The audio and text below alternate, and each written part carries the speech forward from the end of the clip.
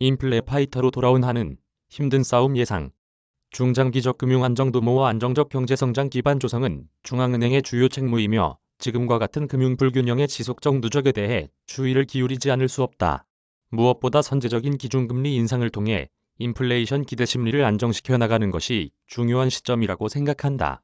한국은행이 버블 파이터에서 인플레이션 파이터로 돌아왔습니다.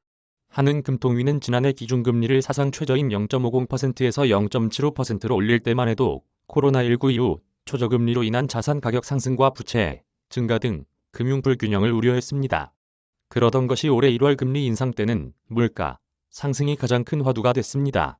금융 불균형도 문제이지만 물가 대응이 더 시급한 과제로 떠오른 것입니다.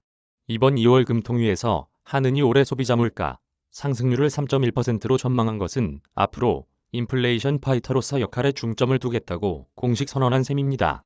한은은 물가 전망치를 지난해 11월 전망치에서 1.1%포인트나 올려 잡았는데 이는 2008년 7월 이후 가장 큰 조정폭입니다.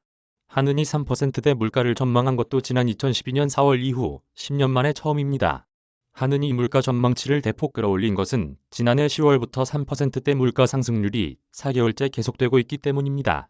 올해 초부터 국제 유가가 배럴당 90달러를 훌쩍 넘은 데다 환율마저 1200원을 돌파해 물가를 자극하는 요인으로 작용하고 있습니다.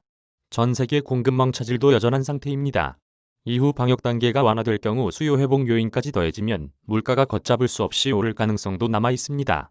한은이 최근 물가 상황이 심각하다는 인식을 갖게 된 것은 물가 확산 정도가 빠르기 때문입니다.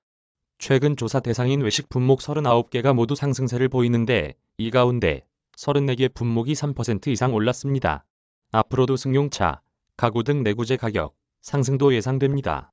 물가 상승 확산 지수를 따져본 결과 최근 물가 상황은 지난 2008년이나 2011년 물가 상승기보다 심각하다고 합니다. 예전에는 일부 품목의 물가 상승률이 높게 나타났다면 지금은 그보다 상승률 자체는 낮아도 거의 모든 품목에서 물가가 오르고 있다는 것입니다. 지난해 말 주춤했던 국제 유가가 올해 들어 다시 오름세를 보이면서 수입 물가나 생산자 물가도 다시 뛰기 시작했습니다.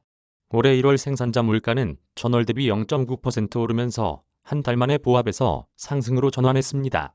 수입 물가와 생산자 물가는 시차를 두고 소비자 물가에 영향을 줍니다. 지난 24일 간담회에서도 이주열 총재는 짧은 기간 물가 상승 정도가 생각보다 크고 광범위하게 나타났다며 근원 물가마저 상승 압력이 확대됐고 우크라이나 사태나 글로벌 경기 회복으로 국제 유가가 오르면서 물가 전망을 큰 폭으로 상향 조정하게 됐다고 설명했습니다. 문제는 한은이 전망치를 내놓자마자 러시아와 우크라이나의 무력 충돌이 본격화됐다는 겁니다. 한은은 러시아, 우크라이나의 지정학적 위기가 장기화될 위험을 감안해 성장, 물가 등을 전망했는데 실제로 충돌이 일어날 가능성을 반영하진 않았습니다. 여기에 미국 등 서방 국가가 러시아 제재에 나서는 등 파급 영향이 확대된다면 물가나 성장에 미칠 영향은 더 커질 수밖에 없습니다.